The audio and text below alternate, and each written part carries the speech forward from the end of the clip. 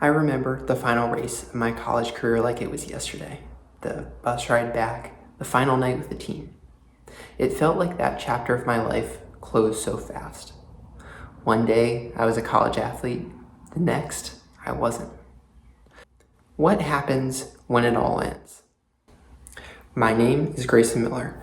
I'm a former college rower, and today I want to talk about a topic that doesn't get nearly enough attention. What really happens when college athletes graduate, and the hidden dangers that come with it. This video is for anyone who feels like they're drifting after their athletic career ended, or for those who are interested in some of the struggles that college athletes go through when their playing careers end. Now, let's break down the specific ways that this challenge shows up. First, the loss of structure and routine. As athletes, our lives are planned down to the minute. Wake up at 5 a.m. for 6 a.m. practice, off to class, and then back for an afternoon workout. Dinner with the team, repeat. This is an example of what a typical day in a college football player's life looks like. As you can see, your life is structured from the minute you get up till the minute you go to bed. Personally, I know from my own experience that this routine often extended beyond typical school dates.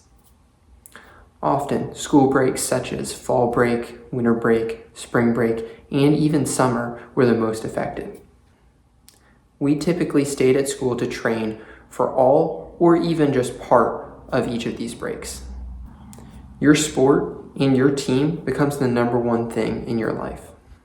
Then, graduation hits, and suddenly no one's waiting for you at the gym. You're free, but also lost. Structure gives us purpose, momentum, and accountability. Without it, workouts become optional, meals become random, and progress starts to slip. Second, many former athletes face an identity crisis once they graduate. For years, my identity was as the rower. For yours, maybe it was the point guard, the striker, or the quarterback. But what happens when that title gets stripped away? For many athletes, much of their identity is centered around their lives as athletes. So, when we graduate, they don't just lose the game, they lose the part of themselves that they were the most proud of. In sports, there's always a next game, a next match, a next season. But after graduation, there is no next.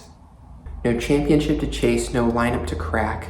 That forward drive, that competitive edge, it just floats in limbo unless you find somewhere to channel it.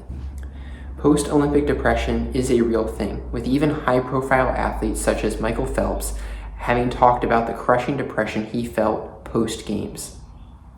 And if he felt lost, imagine what it's like for the rest of us without a podium or a media tour. Without a team, a coach, a daily workout block, things start to slip.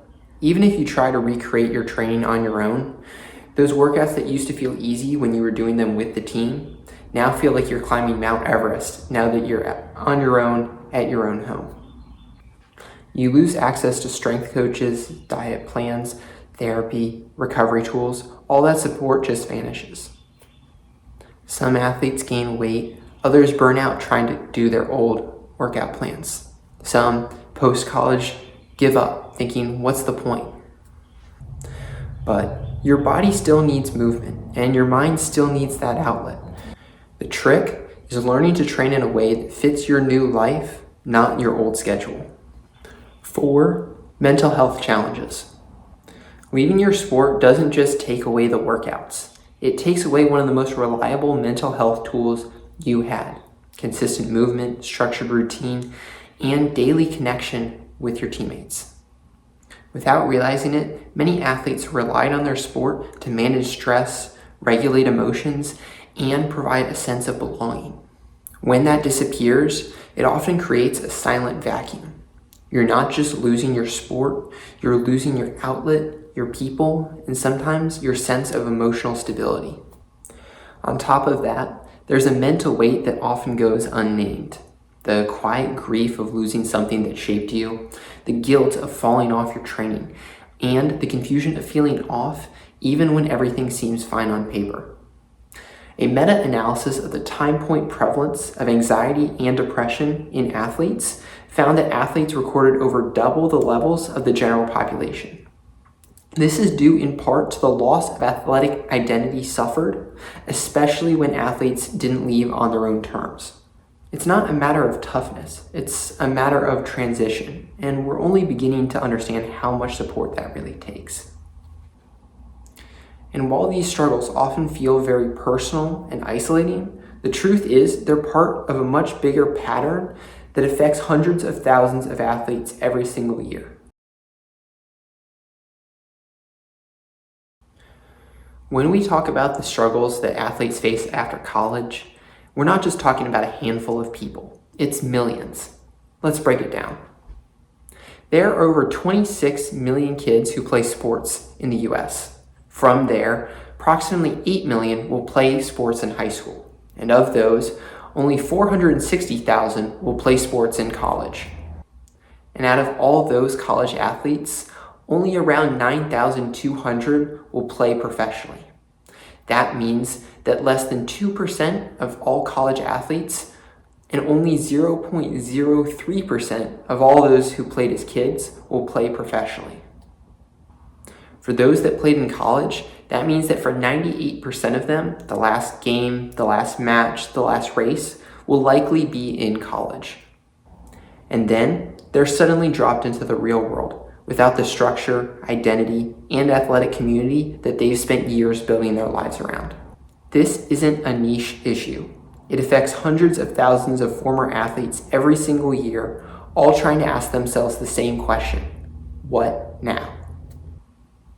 So, if you're feeling lost right now, if you're waking up without direction, dragging yourself through half-hearted workouts, or wondering who you are without the uniform, you're not broken. You're just between chapters. But this doesn't have to be the end of your fitness journey. It can be the start of a new one you design on your own terms. In my next video, I'll walk through real strategies that former athletes can use to reclaim their structure, reframe their identity, and create a sustainable training plan that fits their current life now, not the life they left behind. If this sounds like something you need, hit subscribe and stick around.